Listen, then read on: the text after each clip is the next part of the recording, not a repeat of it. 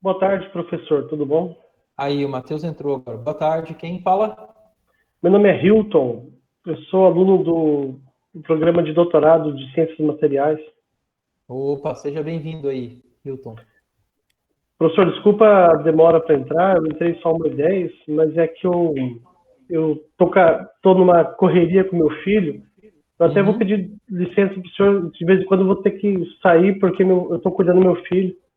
Estou em Não, casa fica hoje. tranquilo, tranquilo. E a minha esposa, Tranquilo. ela faz parte dos trabalhadores essenciais. Ela não parou o serviço, né? Só eu que estou parado só. Não, fica tranquilo. Então tá, ó, eu estava explicando para o pessoal aqui um problema do slide 50, se eu não me engano. Perdi qual é o slide. Volta aqui. Aqui, slide 50 do material da aula. Então, ó, a oxidação aumenta do cobre metálico para o seu óleo. Então, é exatamente isso que ele fez para sintetizar a amostra. Ele tinha cobre metálico e aqueceu. E olha só, para você mudar uma estrutura cristalina, você tem que dar energia para o sistema. Né? O sistema, ele está lá, cobre metálico, ele vai continuar. O cobre por si só oxida, né, com o tempo. Mas se você quer forçar isso, você tem que dar energia. Então você aquece isso. Se você aquecer em atmosfera inerte, não tem oxigênio na atmosfera. Então você não vai favorecer a oxidação. Então tem duas coisas interessantes.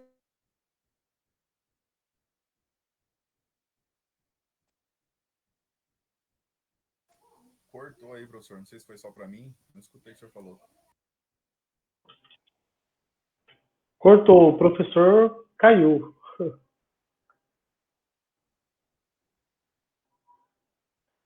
A internet dele estava bem ruim mesmo.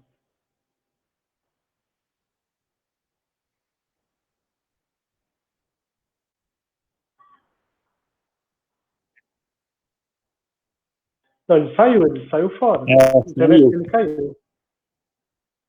Aí, voltou. Entrou?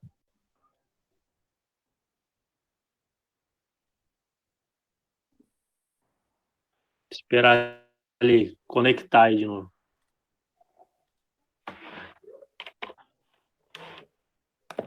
Pessoal, voltei aqui. A minha tela está aparecendo para vocês?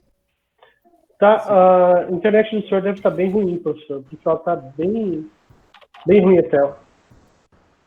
Acho que a tela não tá aparecendo não, hein? A tela não tá aparecendo para mim, não. Agora está aparecendo bem. Voltou. Agora voltou. Provavelmente minha internet Ok. oscilou aqui. Já volta ao normal. É as crianças na sala no Netflix. Então, olha só. Eu estava falando para vocês da oxidação, né? Exato. Então, eu vou deixar aqui de vermelho. Então, você precisa ter uma atmosfera que forneça oxigênio.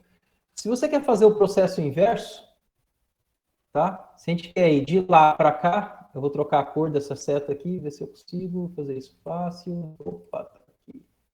Chama isso de verde. Aqui seria a nossa redução. E para fazer a redução, eu tenho que colocar uma atmosfera que arranque oxigênio, cara. Deixa eu ver como que... Vou tentar mostrar isso para vocês de uma maneira fácil. Ó. Então, se eu quero fazer a oxidação, eu tenho que fornecer oxigênio. Ou seja, essa atmosfera que nós respiramos funciona. Uma atmosfera de oxigênio puro, gás, né, oxigênio, funciona. Ou qualquer outra atmosfera que contenha o oxigênio. E aí você parte do cobre metálico até o seu O. Que eu posso, por exemplo, aqui pintar para ficar legal aqui. Pra vocês entenderem bem. Mais didático aí. Agora, se eu quero voltar, eu tenho que fazer a redução. E a redução eu tenho que colocar uma atmosfera que arranque o oxigênio da estrutura do material. Quem pode fazer isso? O hidrogênio. Por quê? Porque ele forma vapor de água.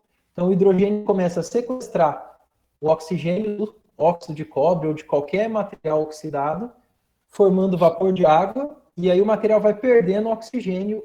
Então, por exemplo, se ele estava no estado de oxidação 2+, isso significa que o cobre está ligando a 2 oxigênios. Né? Cada cobre está ligando a um oxigênio, exatamente isso. Né? Ou a molécula de oxigênio liga a 2 copos. Beleza, mas então se eu quero fazer isso, eu arranco um oxigênio daí, eu formo essa outra estrutura aqui. Então, essa era a ideia do autor. Agora eu vou diminuir aqui, voltar ao tamanho normal. Então ele queria fazer a redução para chegar no Cu2O ou no cobre metálico. Então, a resposta é, e por que isso aconteceu? Por causa da mudança estrutural. A mudança estrutural, estrutural, eu falo a estrutura cristalina, né? Ocasionou a perda de morfologia, que é o que está mostrando ali as imagens de microscopia de varredura e de transmissão. Então, as duas figuras de cima são microscopias de varredura e as duas de baixo são microscopias eletrônicas de transmissão, onde o elétron atravessa a amostra. Então, o que deu para ver na figura D é que começou a formar bolinhas. O que são essas bolinhas? Provavelmente partículas de cobre metálico, que formou dentro daquela estrutura que era um fio, né? Então, foi isso que aconteceu aí. Tá, e esse problema vem bem antes da parte de discussão de difração de raio-x, tá? Exatamente no final aqui dessa coisa de materiais policristalinos, onde você tem os grãos. Então, quando você tem esse grão aqui, ó, essas estruturas que mostram regiões, essas regiões a gente chama de domínio. Vocês devem ter estudado isso, né? No caso aqui, quando o material é cristalino, são domínios cristalinos. Por exemplo, aqui está mostrando como isso se forma, né? Os materiais policristalinos. Você tem pequenos cristais que estão em certas direções, eles começam a se aglutinar, e aí vão formar o que nós chamamos dessas paredes de domínio, que aqui na representação de quadradinhos, ou aqui na representação de linhas, ou aqui numa imagem mesmo de microscopia de varredura, feita aqui com detetor retroespalhado aqui para mostrar essa diferença. Então, quando você vai aquecendo, esse negócio aqui trabalha, porque ele expande, contrai, você está mudando, e aí foi isso que aconteceu aqui. Eu acho que isso responde esse problema, tá bom? Alguém tem outra pergunta? Outra pergunta, outra dúvida? É um capítulo bem extenso, por isso que eu estou dando bastante tempo para vocês. Ele já está aí desde a semana passada, né? Tem bastante coisa e ele é muito importante. Cara, isso aqui, para a ciência dos materiais, é a base de tudo, eu diria.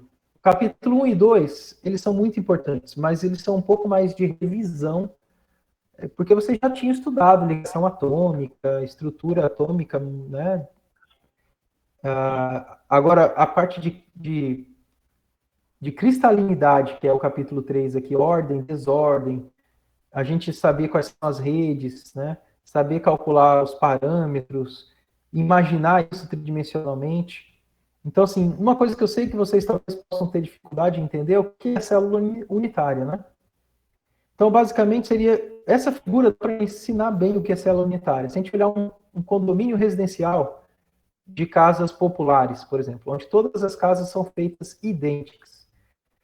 Mais do que isso, o terreno foi preparado de forma ordenada, vamos dizer assim. Então, cada casa ocupa uma posição, e se eu pular uma certa distância, por exemplo, de uma casa ao norte, eu encontro outra casa. Se eu pular a mesma distância, eu sempre vou encontrar uma casa.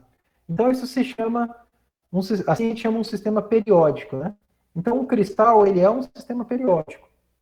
E aí, o que é a célula unitária? É uma casinha dessa.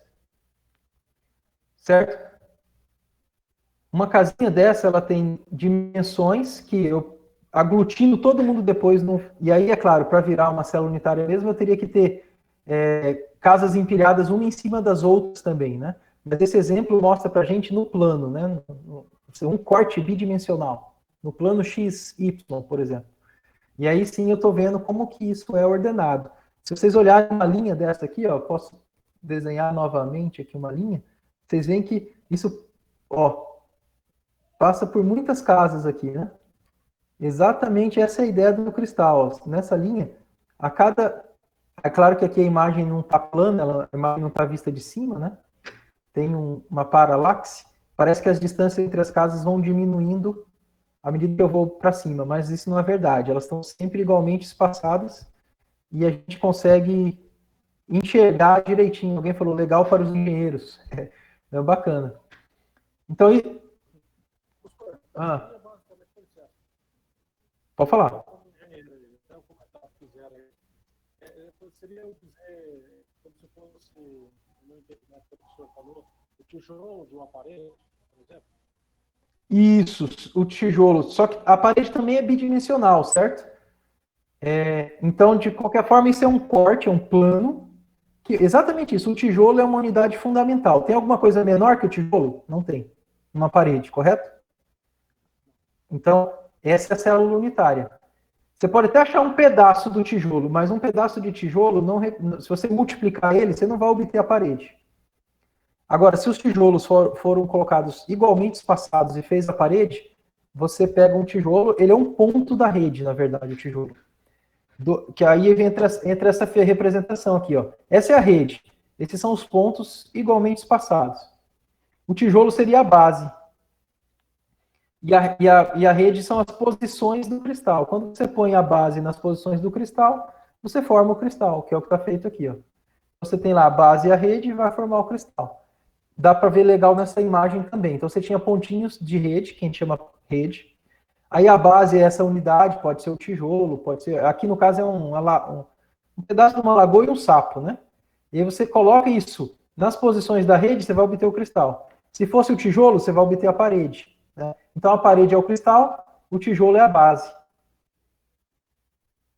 Tá? E a repetição da base na rede forma o cristal. Essa é a ideia do... E aí existem várias maneiras de representar, eu prefiro ir direto para 3 dimensões aqui, só para ganhar tempo. Então, se eu colocar o tijolo, Professor, agora aqui tridimensional, tá vendo? Pode falar. professor, só para entender um pouquinho melhor, a base é basicamente a célula unitária, então? Não, ainda não. Então, acho que eu... A base não é a célula unitária. Vou te explicar agora que a base seria mais ou menos a unidade mínima de repetição, seria o átomo, tá? Ah, seria o átomo, ótimo. Entendi. Isso. Então vamos pensar aqui, ó. Esse sapo e esse pequeno pedaço da lagoa seja um átomo. Aí eu coloco átomos nas posições da rede e eu formo o cristal. Mas eu ainda não falei da célula unitária. A célula unitária, por exemplo, olha aqui essa célula cúbica. Então, se eu repetir essa célula aqui, desculpa, aí eu vou obtendo um cristal. Eu coloco mais uma em cima, mais uma do lado, mais uma à esquerda, embaixo. Vou formando um negócio tridimensional que, na verdade, ela é feita por repetições dessa unidade mínima, que contém pontos da rede e base, tá vendo? Então, você tem ponto e base. Então, os átomos são a base, os pontos da rede. Quando eu pego isso tudo e repito, aqui ele forma um sistema tridimensional. E aí, então, essa é a célula unitária. Seria, assim, a unidade mínima que eu preciso repetir para representar o cristal. Quer ver qual o vídeo legal que mostra isso? Tem um material na aula de vocês. Olha só, qual que é? Aqui, ó, esse material.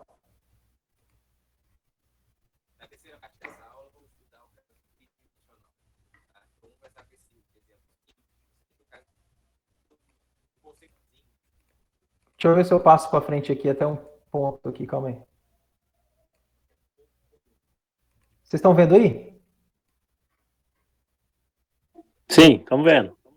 Tá, então vocês têm aqui, por exemplo, ó, aqui está o cristal, vamos supor e ainda é um corte do cristal, porque o cristal ele pode ser gigante do ponto de vista de angstroms, né, que são as distâncias que a gente está medindo. Lembrando que um angstrom é 1 sobre quanto do metro, por exemplo? 1 sobre 1 bilhão, correto? Então, assim, é 10 a menos 10 metros, tá? Então, é uma coisa muito, muito, muito pequena. Então, nota que isso é um corte. O cristal, se eu pegar um cristal aqui de milímetros, ele tem muitas, muitas, muitas células unitárias. Para não dizer infinitas. Mas se a gente pegar aqui, ó, eu vou conseguir colocar um cubinho aqui, ó, né? Onde, a partir dele, se eu coloco um do lado, um embaixo, um tanto, e aí vai, ou seja, um cúbico simples que eu consigo repetir ele, né? E essa repetição vai formar aqui a minha célula, essa pequena unidade é a nossa célula unitária. Aí eu repito ela, eu vou obtendo aí um cristal grandão.